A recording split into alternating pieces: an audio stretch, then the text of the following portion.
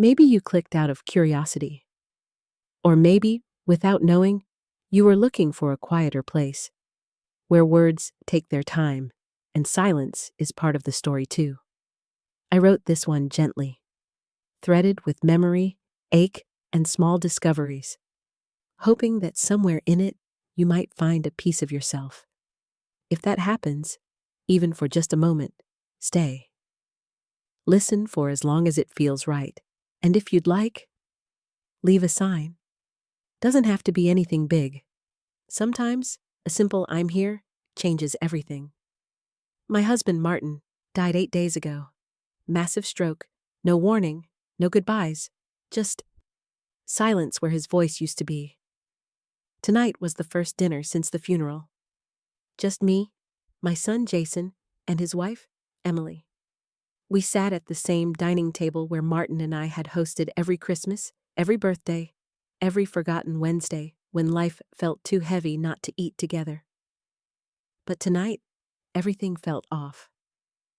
The light overhead buzzed louder. The roast chicken tasted like paper. The chair across from me was empty. His chair.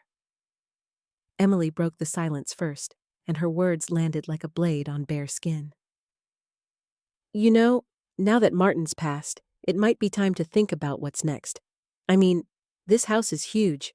Too much for you to manage on your own, right? I blinked. Thought maybe I'd misheard her, but she wasn't done. Jason and I were talking, and we'd love to help you find a nice senior condo. Something cozy, safe. It's just, we've been wanting to start a family, and this space would be perfect. Jason didn't say a word, didn't object, didn't even look at me. He just cut his steak and nodded, like she'd suggested switching cable providers, not evicting his own mother. I felt my fork tighten in my grip. This wasn't just a dinner. It was a quiet transfer of power, and I was being written out of the script. Emily, I said, trying to keep my voice even. Martin and I built this house. Every room has a memory. I'm not sure I'm ready to. We understand, she interrupted, with that patronizing smile that says you're old and in the way. But we really think it's time, honestly. It never really made sense for you two to stay here alone. And now, well, it's just you. Just me. That phrase rang in my ears. Not Martin's wife, not Jason's mom, just me, alone, in their way. I looked at my son, desperately hoping he'd say something. Anything. Mom? He finally said, eyes still fixed on his plate. Emily's right. It's a lot for one person. There it was. Not grief, not comfort, just logistics.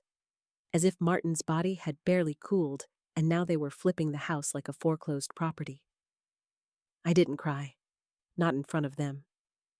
I excused myself quietly and went upstairs to the bedroom Martin and I had shared for 41 years. His reading glasses were still on the nightstand. His cologne still lingered on the pillow. I sat on the edge of the bed, and for the first time since the funeral, I didn't cry out of grief. I cried out of rage. They thought I was just his wife, just an old woman with nowhere to go. But Martin knew better. And soon, so would they. I didn't sleep that night. Not really. I lay in bed, staring at the ceiling fan spinning above me, replaying every word Emily had said. Every silence Jason hadn't broken. I'd expected the grief. What I hadn't expected was the eviction notice hidden behind polite smiles and mashed potatoes. By morning, I made a decision. Not to fight. Not yet. Instead, I pulled out 2 empty suitcases from the closet, the ones we used when we visited Charleston 3 summers ago. I began folding sweaters, wrapping photo frames in bath towels, placing my wedding ring box in the side pocket like it was contraband. I wasn't packing because I agreed with them. I was packing because they were watching, and I wanted them to think I was folding. Let them believe it. Let them lower their guard. But as I pulled a shoebox from Martin's side of the closet, a box I'd seen 100 times but never paid attention to, it felt oddly heavier. Inside wasn't shoes. Inside was a navy blue envelope, thick, handwritten, my name in all caps. Isabel. Open only if needed. My hands froze. My throat tightened. Martin wasn't the dramatic type. He was the guy who set up 6-month reminders to get the car's oil changed, who labeled the spice rack alphabetically. So for him to leave this meant something. I sat on the bed, legs still trembling, and opened the envelope. Inside was a small stack of papers, neatly organized. No note, no long goodbye, just a folder labeled Accounts, Isabel, Private, Business Structure, Henderson Catering Group, Trust Documentation, updated 2020, and taped to the inside flap. A post-it in Martin's handwriting. You always said I worried too much. But I've seen the way Emily looks at our house. I hope I'm wrong, but if not, you'll know what to do. I stared at that square yellow note until the words blurred. He had seen it, the subtle power grabs, the snide remarks, the forced smiles around holidays. He saw them not as minor annoyances, but warning signs. And instead of confronting them, he quietly built me a shield. Not out of love alone, out of strategy. Martin hadn't just left behind memories. He'd left behind a plan. I didn't tell Jason or Emily I was going out. It was better if they thought I was just grabbing coffee or going to the library like I used to with Martin on Saturday mornings. What I was really doing was driving to First National, the bank where Martin had handled our accounts for nearly 20 years. I parked in the same spot we always used. Funny how the muscle memory kicks in. Turn signal, parking brake, grab purse, check lipstick, even though no one's watching. Inside, the branch still smelled like fresh printer ink and stale carpet cleaner. I asked to speak with Helen, the branch manager. She'd known us for years. We used to joke about her always wearing seasonal brooches. When she saw me, her smile softened into sympathy. Isabel, I was so sorry to hear about Martin. He was a true gentleman. Thank you, I said, trying to keep my voice from cracking. I actually need help understanding our accounts. He handled all the finances. I'm afraid I don't even know where to start. Helen nodded with the kind of warmth you reserve for people whose lives just broke in half. She pulled up our file, started clicking, then paused. That sound. That non-word that somehow always signals bad news, or very interesting news. I see your joint checking account, and your mortgage was paid off 2 years ago, as expected. But, Isabel, did you know there are several accounts solely in your name? I blinked. Sorry, what? There are 2 CDs, a money market account, and a trust account tied to a business entity, Henderson Group Holdings, LLC, all with you listed as the sole owner or beneficiary. My mind blanked. That has to be a mistake. I've never opened anything by myself. Helen smiled gently and turned her screen toward me. She wasn't bluffing. Here's one of the forms, signed and dated. That's your signature. I leaned in. It was my signature. Except I didn't remember ever signing that document. But then again, I did remember that random day Martin and I stopped by to update mailing addresses after the city renumbered our street. He probably handed me the form casually with just a routine update, honey. Martin had always said he didn't want me to worry about money. I'd taken that as old-fashioned protectiveness. What I was realizing now was that he hadn't just been shielding me from worry. He'd been building me a firewall, account by account, signature by signature. Helen printed the statements. I skimmed them, my heart beating faster with each page. There was more money here than I expected. Not billions, not yacht money, but enough. Enough to not be cornered. Enough to have choices. Enough to not be dependent. And Jason and Emily had no idea. They thought they were asking me to downsize and move on because I had nowhere else to go. They thought wrong. I hadn't seen Daniel Ross since Martin's funeral. He was there, quietly standing in the back, not dressed in black, but in the same charcoal chef's coat Martin used to wear when they first launched the business. No speech, no tears. But he stood the whole time. Hands folded, jaw clenched, like a man holding in more than just grief. Today, I showed up at Ross & Company. Catering HQ, the building Martin and Daniel renovated from an old brick firehouse 2 decades ago. A receptionist greeted me, but Daniel spotted me from across the open floor and waved me in. "Mrs. Henderson," he said, standing before I could sit.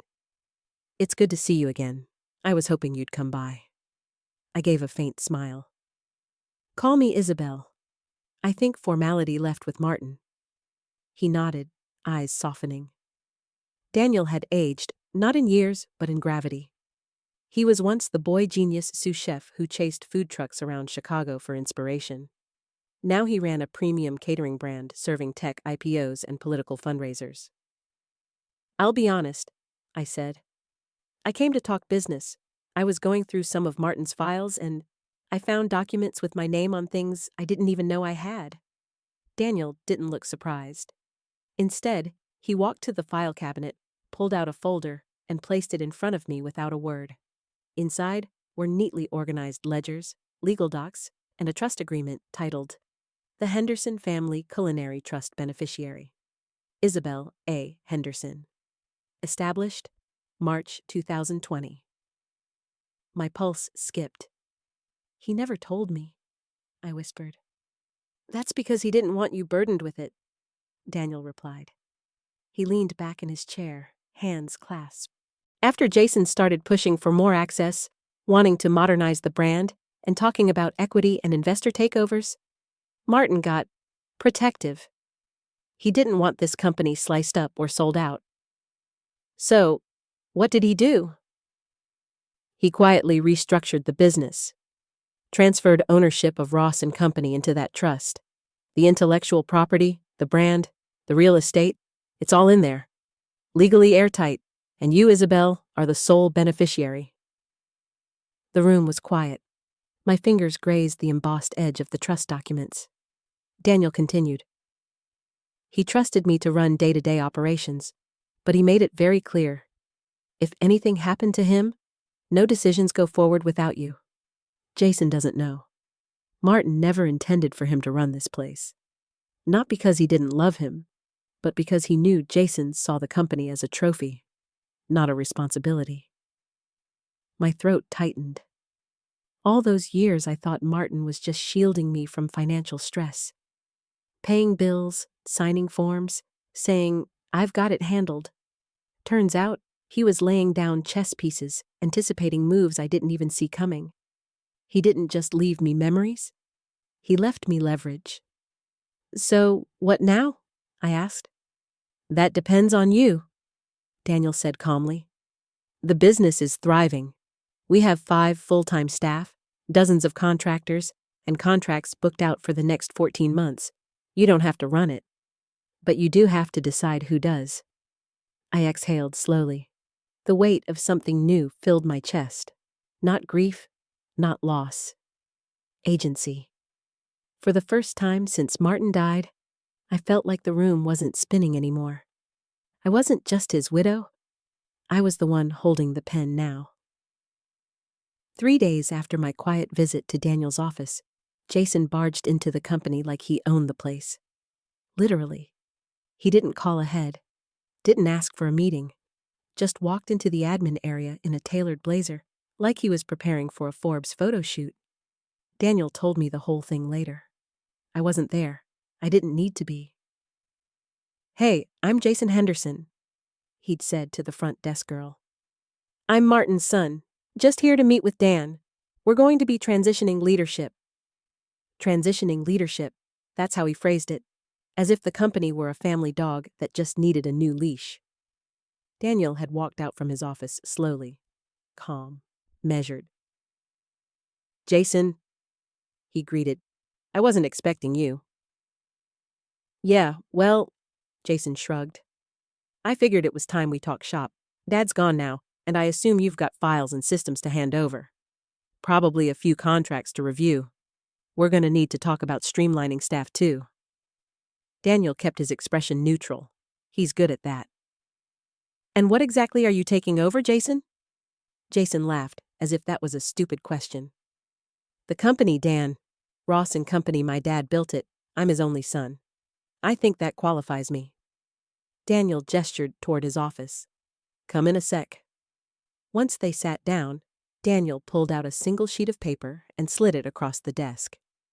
Do you have legal documentation granting you authority over any of the company's assets, accounts, or operations? Jason looked at it like it was written in Latin. No. I mean, I don't have the paperwork yet. The will's still in probate, but come on. Everyone knows I'm the logical successor. I don't deal in assumptions, Daniel replied. This company doesn't either. Unless you have something signed and notarized giving you legal standing, I can't give you access to anything. Jason's smile slipped. Wait, are you saying I don't have a say in any of this? I'm saying, Daniel said evenly, you're not listed anywhere in our ownership documents. And until I hear otherwise from the trust's beneficiary, who does have authority, nothing changes. Jason left 20 minutes later. No handshake, no follow-up. That evening, he stormed into my kitchen like he was still 12 and had been grounded unfairly. You went to the office? He asked, not even waiting for me to put down the teacup. You told Daniel not to give me access? I didn't say anything right away. He was pacing like a CEO who just got cut from his own board. You knew, didn't you? About the trust, about the ownership. That company was supposed to be mine. It was your father's, I said softly. He built it with Daniel. He ran it for decades. You never even asked how it worked, Jason? You just assumed you'd get the keys. Because I'm his son. That hung in the air, sharp, hollow. He wanted me to step up. I was going to rebrand, expand, bring in investors. It needs someone with vision, not... He stopped. Didn't finish the sentence. Not someone like me, he meant. Not his mother. I met his eyes. Jason, your father didn't believe in gambling with legacy. He didn't want the company treated like a startup pitch deck. You're blocking me from my future, he said through gritted teeth. This is my career, Mom. My shot, and you're getting in the way. It wasn't the storm that changed her. It was the quiet afterward. The stillness where she finally met herself. I met his eyes. Jason, your father didn't believe in gambling with legacy. He didn't want the company treated like a startup pitch deck. You're blocking me from my future, he said through gritted teeth. This is my career, Mom. My shot, and you're getting in the way. I didn't raise my voice. I didn't cry. I simply said, then maybe you should have learned how it worked before assuming you'd run it. He left without saying goodbye, and I sat in the same kitchen where we once did science projects on the floor, waiting for cookies to bake. Somewhere along the way, he stopped looking at me as the woman who raised him and started seeing me as a pawn in his plans. But what he didn't know, what none of them knew, was that I wasn't a pawn. I was the one holding the board. I hadn't planned to be at the company that morning, at least not in the beginning. But then I got a text from Daniel. Heads up, Jason's just invited key staff to a transition meeting. Says he's announcing something big. I thought you'd want to know. My first reaction? Laughter. Not bitter, not sarcastic. Just pure disbelief. Announcing what exactly? His delusions? I changed into a blazer Martin used to say made me look like I chaired the Fed. Grabbed the file folder I'd kept untouched until now.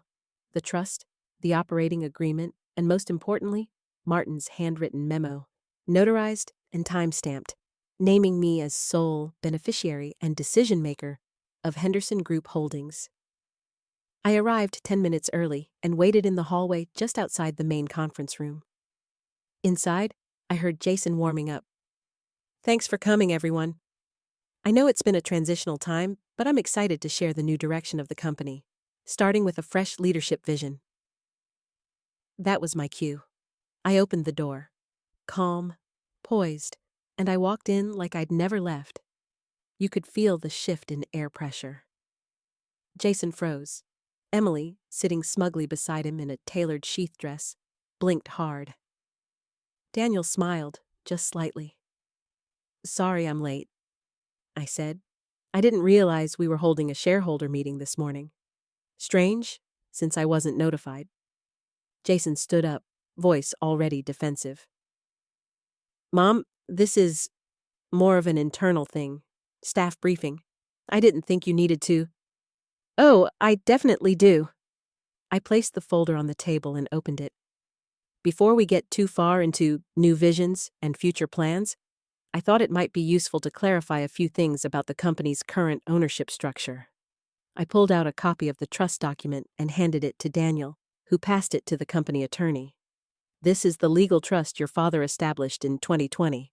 It transfers 100% ownership of Henderson Group Holdings, including all intellectual property, assets, and voting rights, to me." You could hear a pen drop. "Effective immediately after his death," I continued. "Any decisions regarding leadership, branding, or equity must be approved by me. No exceptions." Jason's face flushed. He looked at Emily, then the attorney, then the staff, watching in uncomfortable silence. "That can't be right. Dad would have told me. He wouldn't just hand everything over." "Actually, Jason," I said, keeping my tone even, "he tried. But you were too busy talking about turning the brand into a ghost kitchen empire and selling ad space to YouTube influencers." Daniel cleared his throat gently. "For what it's worth, the staff has been briefed on the chain of command, and we've all agreed, out of loyalty to Martin and respect for his legacy, that we're continuing as is, with Isabel in control." The room was quiet again, but this time it wasn't tension. It was clarity. Even the office manager, Brenda, who'd been with us since day one, nodded in quiet support. Emily looked like she wanted to speak, but thought better of it. Jason's jaw clenched. "So what now?" he asked, low. "You're going to fire me?" "No," I said simply. "You're not an employee here." I stood, smoothed my blazer, and gathered my folder. This company was built on trust, on values, on doing things right even when no one's looking. And until I see that kind of integrity in you, Jason, you'll stay exactly where your father left you, on the outside, looking in. I walked out to a silence that felt louder than any applause.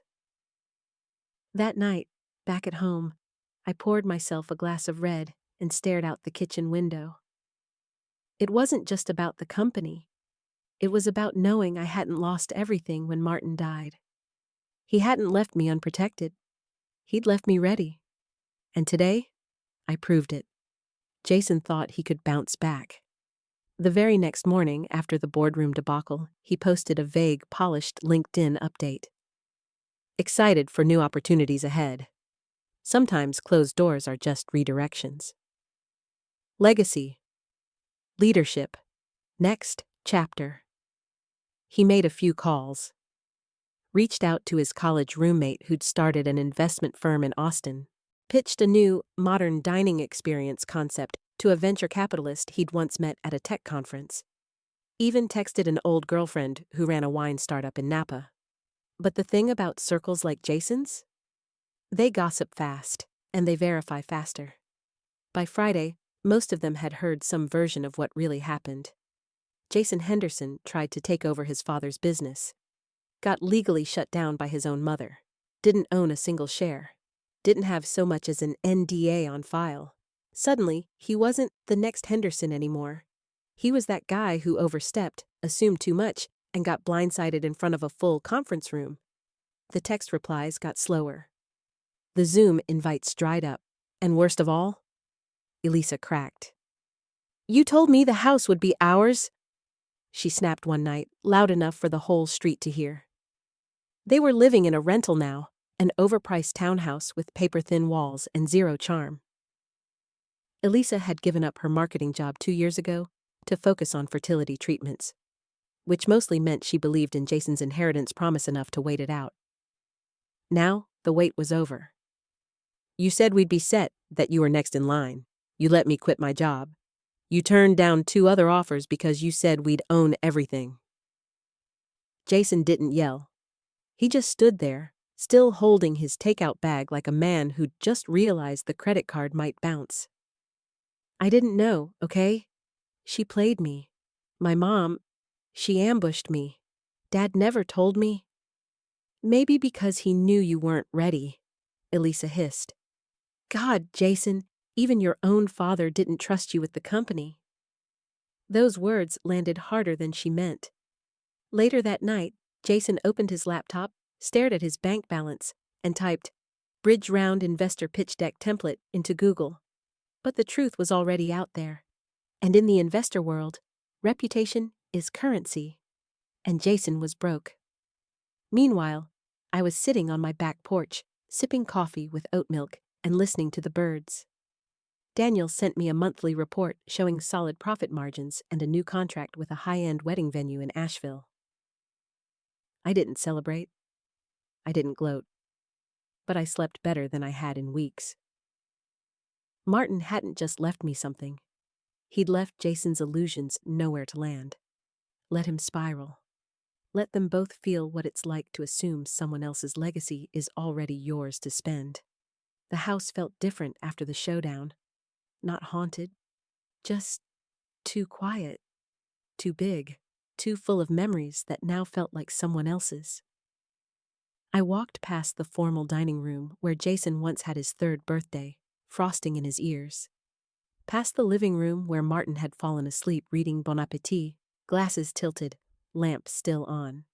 I didn't cry. I didn't linger. I called my realtor that afternoon. "Let's list it," I said. "But don't rush. I want the right buyer, someone who'll love it, not flip it." She paused. "Are you sure, Isabel? You've been here nearly 30 years. "Exactly," I replied. "And I want my next chapter to feel lighter." The house sold within a week. Cash offer. Young couple. First baby on the way. I left them the stained glass sun catcher Martin had made in a community class years ago. I didn't need it where I was going.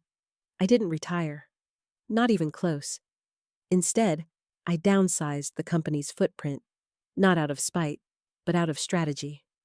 Ross & Company had grown bloated, overextended, too many unnecessary vendor relationships and high-maintenance clients that made Daniel's hair grayer every month.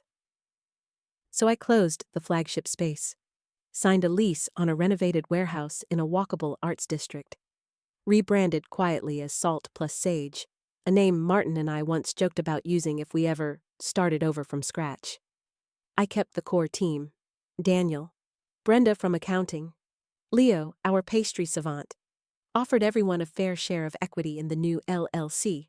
No fanfare, no debt, just purpose. We didn't aim to serve galas anymore.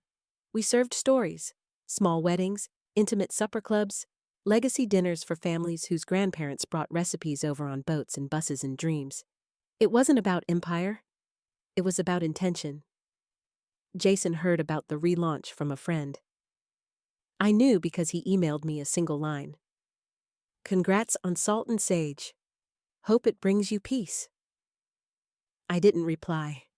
Peace wasn't something you got. It was something you built, brick by brick, decision by decision. Especially when you stopped asking for permission to exist in your own life. That winter, we catered a farm-to-table retirement party for a school principal who'd taught for 40 years. After the toasts, she pulled me aside. "You're the one who owns this place now, right?" "Yes," I smiled. "You can feel it," she said. "This place has a woman's backbone, firm but generous." I didn't know how to respond, so I just said, "Thank you." It came on a Tuesday, in an envelope with no return address, but I knew the handwriting the second I saw it. Jason had inherited Martin's tight, squared-off lettering. Neat, almost anxious, like every word had to be justified before it reached the page. I sat on the back porch, mug in hand, and opened it slowly. "Mom, I know you don't owe me anything, especially not your time, but I hope you'll read this anyway. You were right. I didn't earn what I expected. I just assumed it was mine because of my last name. I let entitlement dress itself up as ambition. And now, I get why Dad kept me out of the trust. He saw things I refused to see about myself. Elisa left, said I wasn't who she thought I was, said I kept chasing a throne that never existed. She's not wrong. I'm working 2 jobs now. One in catering, actually. Nothing fancy. Prep line at a wedding venue in Springfield. Other one stocking shelves at night. And for the first time, I'm earning something I didn't inherit, or manipulate, or charm out of someone. I still owe the trust a lot. I haven't forgotten the $80,000 I blew through like it was monopoly money. I'm working out a repayment plan with the firm, not asking you to forgive me. Just letting you know I'm not running anymore. Maybe one day, if you're willing, we could talk. Or not. I'd understand. But I wanted to say it anyway. I'm sorry. Truly. Jason. I read it twice. Not because I needed to, but because part of me didn't believe it the first time. There was no manipulation in it. No angle. Just a son who had hit bottom, and instead of blaming gravity, was learning how to stand. I didn't cry. I didn't clutch the letter to my chest like some movie widow reconciling with a prodigal child. I folded it carefully, placed it in a drawer next to Martin's last journal entry. Then I went inside and finished prepping lemon bars for tomorrow's tasting event. I hadn't waited for this letter, but I wasn't made of stone either. Maybe someday we'd talk, but it wouldn't be at my kitchen table. It would be on his invitation. When he showed up, not with excuses, not with tears, but with consistency. Because apologies are just intentions. Change is the real conversation. The condo isn't big. 1 bedroom, open kitchen, a tiny sunroom just large enough for a reading chair and a spider plant I haven't killed yet. But everything inside it, every pillow, every mug, every framed photograph, was chosen by me. Not suggested, not inherited, not compromised. Mine. The dining chairs are mismatched on purpose. The walls are lined with prints of coastal towns I've never visited but still dream about. There's a record player in the corner, and when I play Billie Holiday on Sunday mornings, the windows practically hum with warmth. Sometimes peace is loud like applause. Other times, it sounds like your own footsteps in a hallway you finally feel at home in. A few weeks ago, I got an email from a local women's organization. They were hosting a panel on financial confidence after 50 and asked if I'd be willing to speak. I nearly deleted it. But something, maybe Martin's voice, maybe my own finally emerging, said, "Don't just close the chapter, publish it." So I said yes. That Friday, I stood on stage in front of 60 women, most of them older, some younger, all tired of being told their instincts were emotional or too cautious. And I told my story. Not the gossip version, not the courtroom drama. The real story about the invisible labor of being a wife, the pain of being underestimated, the trap of thinking providing means surrendering control. The day I found out my name was on the papers, I never even knew I signed. And the night I realized, no one's coming to rescue me, because Martin already had. Afterward, a woman in her 70s came up, eyes glassy. "I cashed out my 401k for my son's startup," she whispered. "He walked away a year later. I haven't told anyone. Until now." I took her hand, not because I had a solution, but because she finally knew she wasn't alone. Sometimes, speaking truth isn't about being heard. It's about helping someone else find the words they were too ashamed to say. This morning, I stood barefoot on my little patio, coffee in hand, watching the fog roll off the rooftops. No tension, no pretending, no panic about being needed or relevant or worthy. Just me, just now, just enough. Martin left me a lot, a business, a home, security, but the real gift was subtler than bank accounts and legal trusts. He left me prepared, not dependent. And in doing so, he told me, maybe more clearly than he ever said aloud, You're capable. I trust you to live your life, even if I'm not in it. And so I have. For the first time in 40 years, I am living without apology, not waiting for permission, not afraid of being alone, not asking anyone to make room for me. I already own the table, and I've finally taken my seat. My husband left me assets, but the real gift was his trust.